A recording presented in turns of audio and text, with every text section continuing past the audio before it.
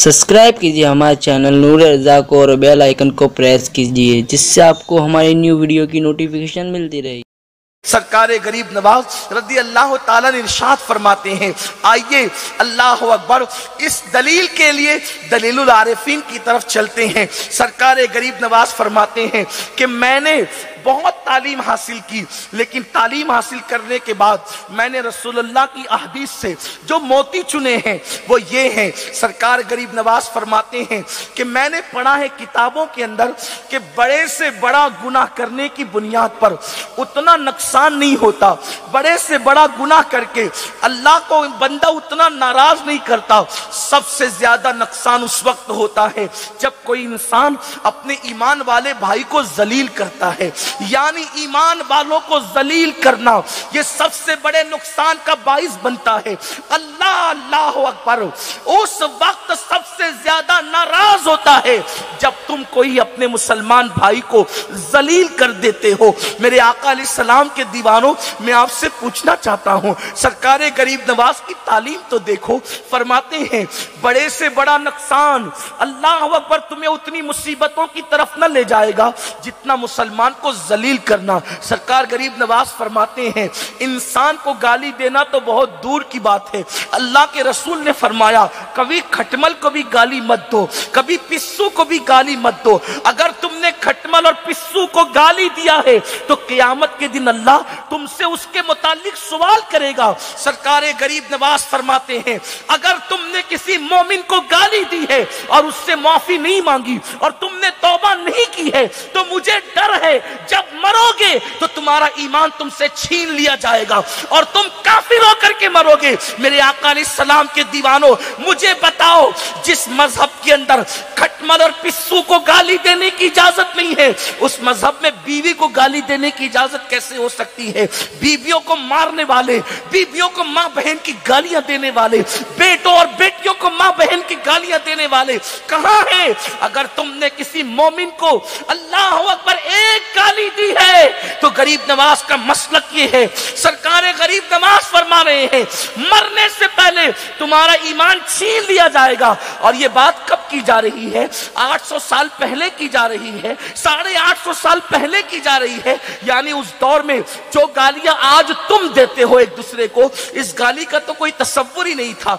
गाली कहते हैं किसी इंसान को उसके मनसब से हटाकर कहने को गाली कहते हैं। जैसे आपने इंसान को कुत्ता कह दिया ये गाली है, किसी इंसान को सुअर कह दिया ये गाली है, किसी इंसान को अल्लाह अकबर फाहिशा का बेटा कह दिया ये गाली है, ये है गाली। आप मुझे बताएं आप किसी इंसान को यूं गाली दे तो अल्लाह अकबर ईमान पर खात्मे के लाले पड़ जाएं। अल्लाह अल्लाह, आज तुम मुसलमानों के साथ क्या कर रहे हो? एक दूसरे का दामन पकड़ते हो, एक दूसरे से लड़ाइयां करते हो। तुम्हारा पड़ोसी तुमसे महफूज नहीं, तुम्हारे घर वाले तुमसे महफूज नहीं, हत्ता कि तुम्हारे माँ बाप तुमसे महफूज नहीं। कैसे मुसलमान हो? एक मुसलमान जो है वो खटमल और पिस्सू को गाली नहीं दे सकता। हम लोगों की जबानों को क्या हो गया? हम क्या कर रहे हैं? और याद रखना जन्नत लिखा कर नहीं लाए हो। अगर तुम्हारे मिंबरों से तुम्हें जन्नत के टिकट दिए जाते हैं ना तो ये तुम्हारे साथ धोखा किया जाता है। बड़ी माजरत के साथ हम बहुत ज़ौक से कह देते हैं फलां को देख लो तो जन्नत मिल जाएगी। मैं आपसे पूछता हूं जिसको दिखा के जन्नत बांट रहे हो क्या उसका जन्नती होना भी कोई यकीनी है? सहाबे किराम ने जिस जात को देखा था उस जात को मालिके जन्नत कहते हैं, लेकिन उसके बावजूद भी सहाबा ने रसूलुल्लाह के चेहरा देखने पर इक्तिफा नहीं किया था। कुरान जब उनका परिचय कराता है तो यूं कराता है तराहुम रुक्अन सुज्जदा यबतगूना फदलन मिनल्लाहि व रिदवाना, कि जब तू उन्हें देखेगा तो तू उन्हें रुकू और सुजूद करते हुए देखेगा। और वो ये जो काम करते हैं तुमसे तारीफ वसूल करने के लिए नहीं करते बल्कि अल्लाह की रजा के लिए करते। हमारी हालत क्या होगी? अमल से कोसों दूर और रसूमात के बंधन में बंध गए। अगर ईमान पर दूसरों को गालियां देने वालों اور گالیاں دے کر اپنے کلیجوں کو ٹھنڈک پہنچانے والوں، اگر ایمان پر خاتمہ نہیں ہوا، میں علماء کی موجودگی میں بڑی ذمہ داری سے جسارت کر رہا ہوں، غلطی کروں گا تو اصلاح کریں گے کیونکہ میں ایک چھوٹا طالب علم ہوں، اگر نبی کا بیٹا بھی کفر پر مرے تو وہ بھی جنت میں نہیں جا سکتا۔ میری اور آپ کی اوقات کیا ہے، ہماری حیثیت کیا ہے؟ کیا تمہیں نہیں پتا ایک نبی کا بیٹا کفر پر دنیا سے گیا، اللہ نے قرآن میں اعلان کر دیا لیس من اہلک، اللہ کا فرمان ہوا نوح کو، نوح اب یہ تیری آل سے نہ رہا۔ قرآن نے یہ نہیں کہا کہ اب یہ تیرا بیٹا نہ رہا، بلکہ کہ اب یہ تیری آل سے نہ رہا۔ اگر نبی کا بیٹا ہو کر کفر پر مرتا ہے، بلکہ حد تو یہ میں حیران رہتا ہوں کبھی کبھی، باپ آخر باپ ہوتا، نبی ہو تو بھی باپ باپ ہوتا، ولی ہو تو بھی باپ باپ ہوتا، عالم ہو تو بھی باپ باپ ہوتا۔ حضرت نوح علیہ السلام کا بیٹا کافروں کی صحبت میں رہ کر بگڑ گیا، اور جب طوفان نوح شروع ہوا، نوح علیہ السلام نے جو دعا کی تھی اس پہ طوفان آیا تو بیٹا سامنے کھڑا تھا، اللہ کا حکم نوح اسی کو کشتی میں بٹھانا جو تجھ پہ ایمان لایا۔ نوح علیہ السلام کی تمنا تھی کاش میرا بیٹا، توجہ کریں، دھیان کریں، آج میری قوم کا ذہن بن گیا ہے ہم نماز نہیں بھی پڑھیں گے تو بھی جنت اپنا ٹھکانہ ہے، داڑیاں مڈا کے گٹروں میں پھینکو، ہیروں کی طرح چہرہ بناؤ، جنت میں جانے سے روکنا کس نے ہے؟ جنت تو اپنے باپ کی جاگیر ہے۔ کشتی نوح علیہ السلام کی بنائی ہوئی ہے، اللہ کا حکم ہے کہ جو تجھ پہ ایمان لائے نوح اسی کو کشتی میں بٹھانا، کسی اور کو نہیں۔ نوح کے دل کی تمنا ہے علیہ السلام میرا بیٹا، بیٹا بیٹا ہوتا ہے۔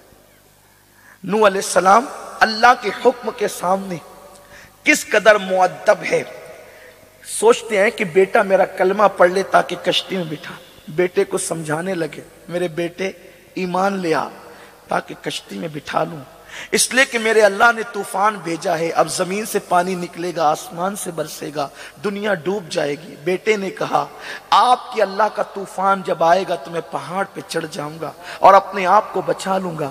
حضرت نوح نے کہا کہ بیٹے جب تو پہاڑ پہ چڑھے گا تو میرے اللہ کا بھیجا ہوا طوفان تجھے وہاں سے بھی ڈبا لے گا۔ حضرت نوح علیہ السلام کا بیٹا جب نہ مانا، نوح نبی کے ہاتھ اٹھ گئے، اللہ میرے بیٹے کو کشتی میں داخل کرنے کی اجازت دے دے۔ ندا آئی اب اگر تو نے سفارش کی اس کی تو اپنے محبوب بندوں کی فہرست سے تیرا نام خارج کر دے۔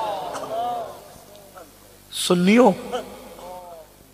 سوچو تسی، ایک باپ کی بنائی ہوئی کشتی، ایک بیٹا کفر کی وجہ سے داخل نہیں ہوتا، اور پدرانہ شفقتیں جب باپ کے وجود پہ غالب آتی ہیں تو باپ اپنے کافر بیٹے کے لیے دعا کرتا، اللہ مجھے اپنے بیٹے کو کشتی میں شامل کرنے کی اجازت دے۔ اللہ فرماتا ہے نوح اگر تو نے دوبارہ اس کی سفارش کی تو اپنے محبوب بندوں کی فہرست سے تیرا نام خارج کر دوں گا۔ اور اس باپ کا دل کیا تھا، پھر جناب نوح نے اس کافر کی سفارش بھی نہیں کی، باپ اور بیٹوں کے درمیان ایک موج اٹھی۔ قرآن کہتا ہے سورہ نوح، باپ اور بیٹے کے درمیان ایک موج اٹھی اور اس موج نے ہمیشہ کے لیے بیٹے کو غرق کر دیا۔ آپ سے میں پوچھنا چاہتا ہوں کس بلا کی میں سے ہے سرشار ہم، دن ڈھلا ہوتے نہیں ہوشیار ہم۔ آپ سوچتے نماز چھوڑ کر جنت ملے گی، آپ سوچتے جوؤں کی اڈوں پر رات گزارو گے جنت ملے گی، جنت لکھا کر لائے ہو، جنت کی ضمانت دی کس نے ہے؟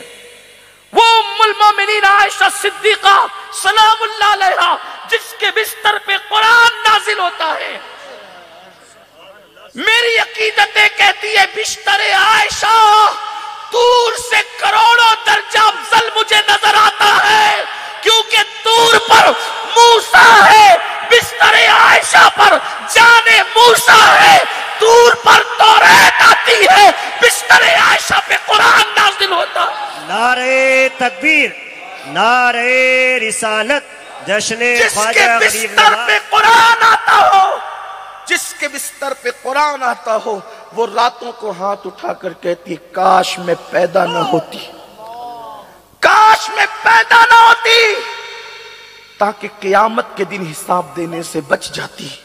और अगर पैदा हो गई थी तो बचपन में मर जाती और भूली बिसरी हो जाती, लोग आयशा का नाम तक भूल जाते। ये कौन कह रहा है? ये कौन कह रहा है जिसे महबूबाए महबूब रब्बुल आलमीन होने का शरफ अता किया गया है? और आज हम सुबह उठते हैं तो इस शान से माज़अल्लाह कि सबसे पहला गुनाह अपने नामे अमाल के दफ्तर में यह लिखा होता है कि हमने फजर की नमाज छोड़ दी। मुझे बहुत तकलीफ है इस बात पर कि मेरी कौम बेखौफ हो गई। आज वो कौन सा जुर्म और गुनाह है जो कौम मुस्लिम के अंदर मौजूद नहीं। हम कहते हैं अल्लाह करीम है, अल्लाह करीम है बख्श देगा। एक ही बात, अल्लाह करीम है बख्श देगा।